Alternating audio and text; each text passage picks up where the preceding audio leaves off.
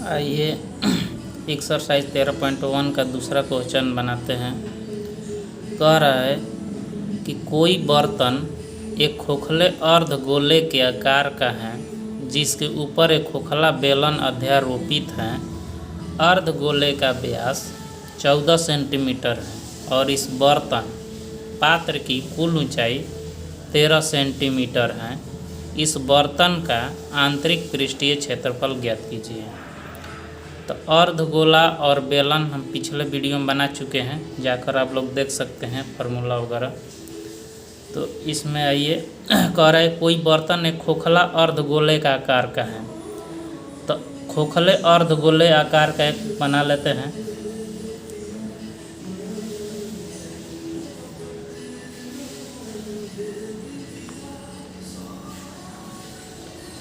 ये खोखला अर्धगोला हो गया और कह रहा है कि जिसके ऊपर एक खोखला बेलन अध्यारोपित है।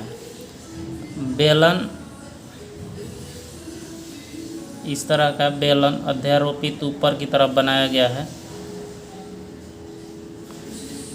और कह रहा है अर्धगोले का जो व्यास है वो 14 सेंटीमीटर है। ये अर्धगोला है तो इसका जो व्यास है वो दिया गया है 14 सेंटीमीटर। 14 सेंटीमीटर।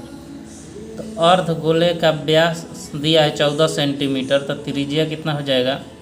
त्रिज्या हो जाएगा 14/2 7 सेंटीमीटर। ठीक है।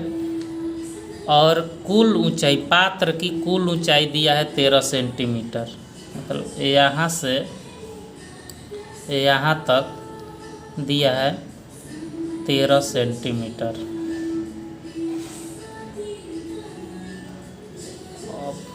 इस बर्तन का आंतरिक पृष्ठीय क्षेत्रफल ज्ञात करना है। तो क्या क्या दिया है सबसे पहले हम लिख लेते हैं। दिया है अर्धगोले का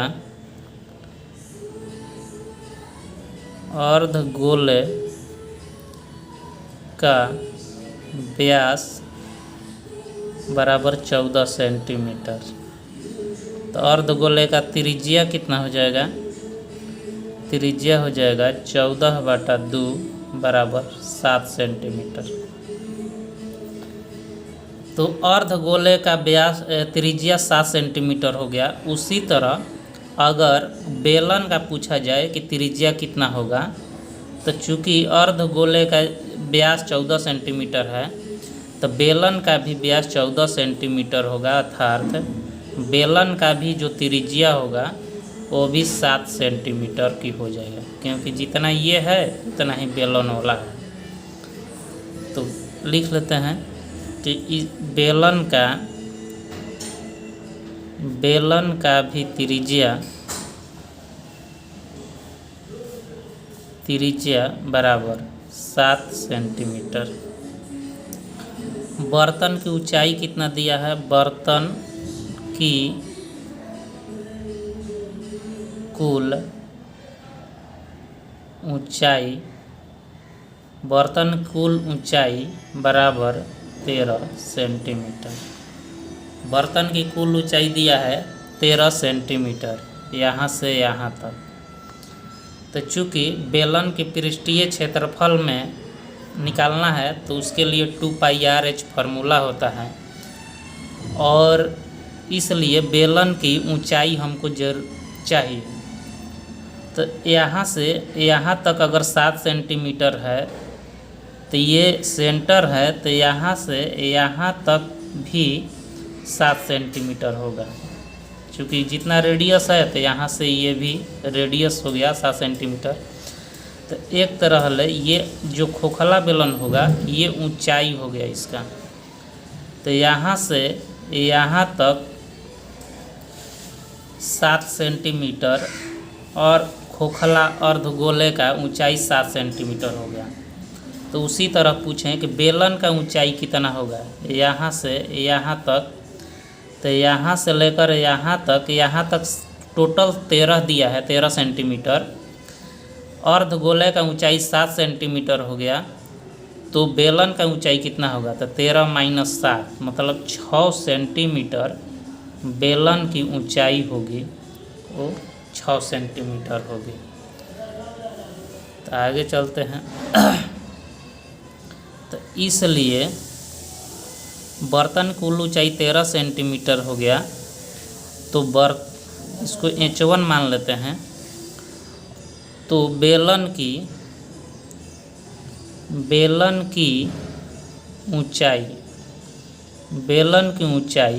H बराबर बेलन की ऊंचाई इसको तो टोटल में ले और अर्ध गोले की ऊंचाई को घटा देंगे तो बेलन की ऊंचाई प्राप्त हो जाएगी। तो बेलन की ऊंचाई हो जाएगा 13 सेंटीमीटर टोटल ऊंचाई माइनस अर्ध गोले की ऊंचाई माइनस 7 सेंटीमीटर बराबर हो जाएगा 6 सेंटीमीटर। तो बेलन की ऊंचाई आ गया 6 सेंटीमीटर। अब कह रहा है कि बर्तन का आंतरिक पृष्ठीय क्षेत्रफल मतलब इसका और इसका बर्तन का आंतरिक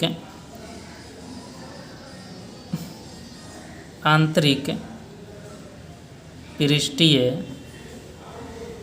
क्षेत्रफल बराबर हो जाएगा बेलन का पृष्ठीय क्षेत्रफल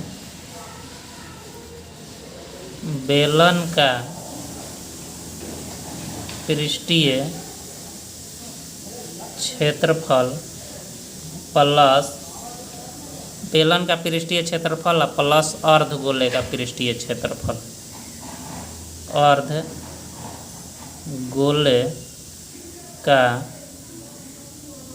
पृष्ठीय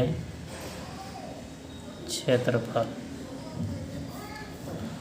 तो बेलन का पृष्ठीय क्षेत्रफल होता है 2πr/h जो कि पिछले वीडियो में फार्मूला वगैरह हम दे दिए हैं तो जाकर आप लोग देख सकते हैं। प्लस अर्ध गोले का पृष्ठीय क्षेत्रफल होता है 2πr²।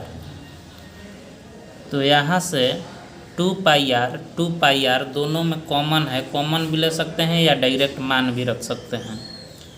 तो 2πr कॉमन लेंगे तो बच जाएगा h प्लस 2π 2 बार में ले 1 बार निकल गया है तो 1 r बचे हैं। अब टोटल मान रख देंगे 2π का मान होता है 22/7 और r का मान होता है r का मान दिया है 7 और h मतलब बेलन की ऊंचाई। तो बेलन की ऊंचाई 6 और प्लस त्रिज्या जो होगा होगा 7। तो 7 लिए 7 कैंसिल हो गया 22 दूनी 44 और गुण 6 और 7 13। तो मल्टीप्लाई करेंगे 13 चौके 52 5 13 चौके 52 और 5 57। तो 572 सेंटीमीटर स्क्वायर आंसर हुआ। तो देख लीजिए एक बार फिर से।